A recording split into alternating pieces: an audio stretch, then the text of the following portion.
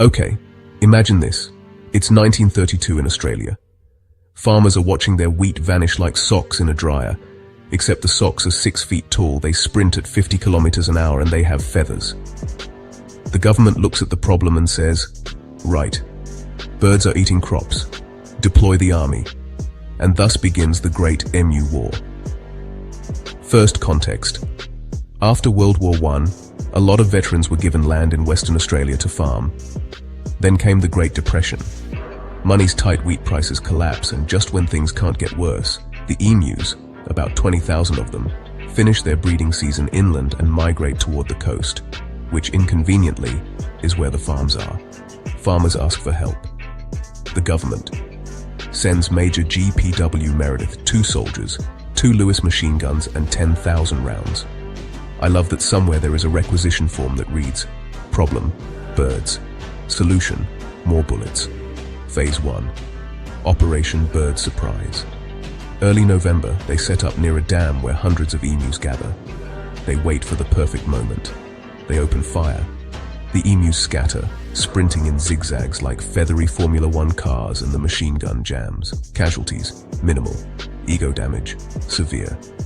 Phase 2. Let's mount the gun on a truck. They try drive-by birding. This goes badly because Australian farms are not racetracks and emus do not run in straight lines.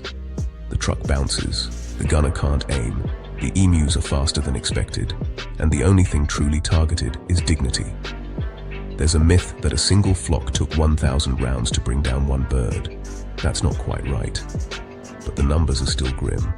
After weeks, official tallies say about 986 emus were killed with nearly 10,000 rounds used. That's roughly 10 bullets per bird, if you believe the optimistic count.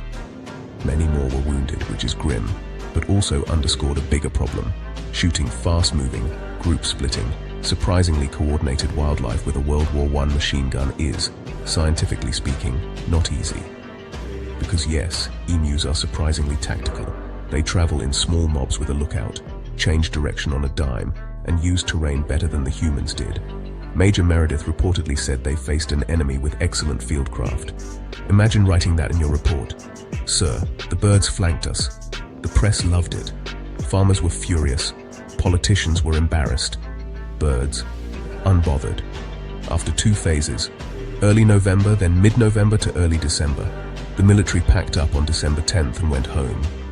Official verdict, not so much a defeat as a strategic withdrawal from birds. So what actually worked? Fences and bounties. Rabbit-proof fencing, expanded and maintained, kept emus off crops better than any truck-mounted gun ever did.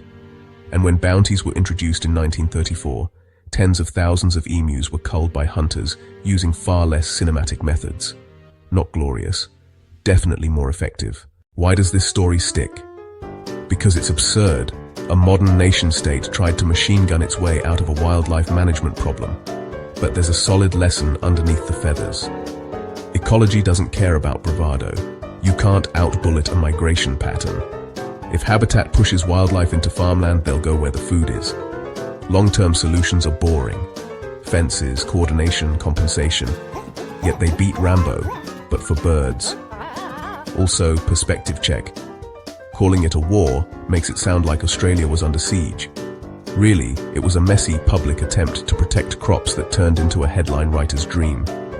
Funny now, stressful then. Still, I sorta love that somewhere in the Australian archives is a file where the army faced off against emus and lost on points.